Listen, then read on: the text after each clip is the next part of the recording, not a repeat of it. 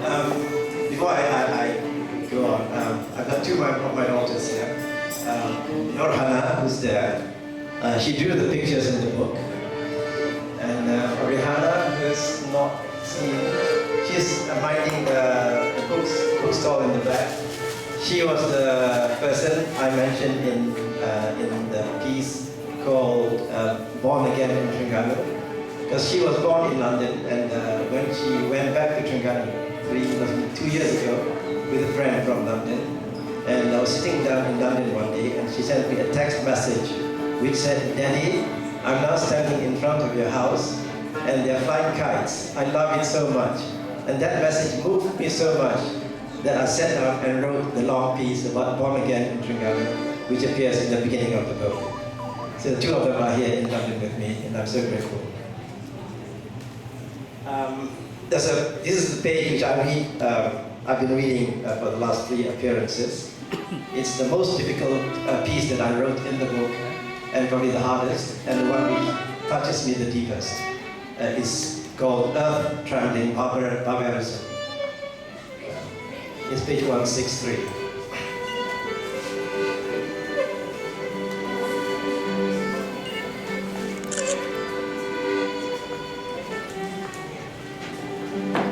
We are ever renewing ourselves, but some things may be worth holding on to.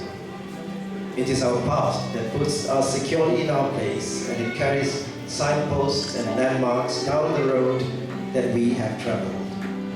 2 rows of shophouses flanked the road that was once known as Jalan Kedai Payang. Then one row went down, and the other followed soon after. The old Kedai Yamada, the bookshop of Kedai Baba Yunang, and the ready photo studio, and the cafe that sold toasted bread topped with butter beneath a layer of delicious egg kaya, and satay for breakfast, and thick sweet tea in teacups of thick porcelain china. They fell down as one heap of rubble one sad day when the demolition men arrived and developers stared into the space where they will soon build their dreams of a new Kuala Trengganu. They can dream on, but we shall not thank them now that part of ourselves is gone forever. Why hold on to our past? Well, because the past is us, for one thing.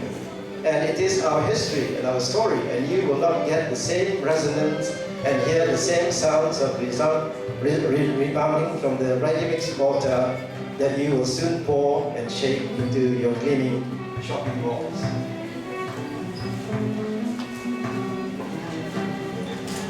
Our past is as precious as our hopes, and we are invigorated by the stories that it tells.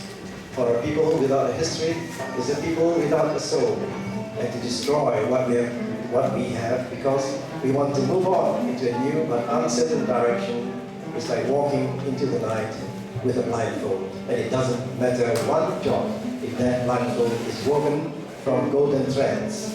We must shun it, especially if it is developers' gold.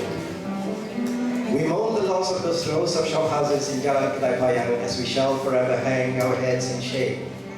Kampung China may have been the commercial center of our town, but Kedai Payang was its hub.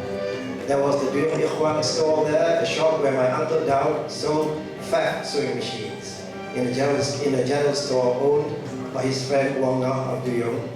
In the back of this row of shophouses was a famous Pasar Kedai Payang, not Pasar Payang, the name given to it by people who do not know the town. There were watermelons heaped in piles and durians encased in thorns and rambutans on plastic sheets, and people and noise, and the blaring of cars and the shrill sound of taxi horns. In one fell swoop, they all are gone now. We should not pretend to be surprised as if this is the first time this act of vandalism has been carried out. In the last few years, they have mown down the Masjid Chandring, a heritage building much loved by Sultan Ismail Nasiruddin Shah, a gentleman who photographed with great skill his great inheritance in this land. In another swing of their wrecking wall, they brought another mosque in Bukit Besar, a rare heritage building that was unequaled in this Darul Iman.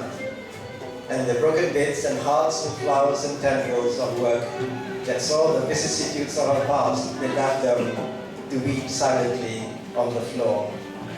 We hear that the rubble of the historic shophouses of Kedai Payang was sold to the highest bidder.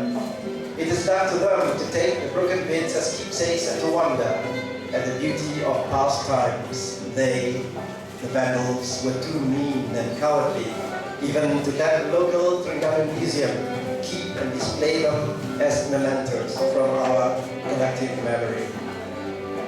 Even as the earth was being broken by the weight of falling stones, our buried past emerged from the ground, coins and artifacts and narratives of olden times.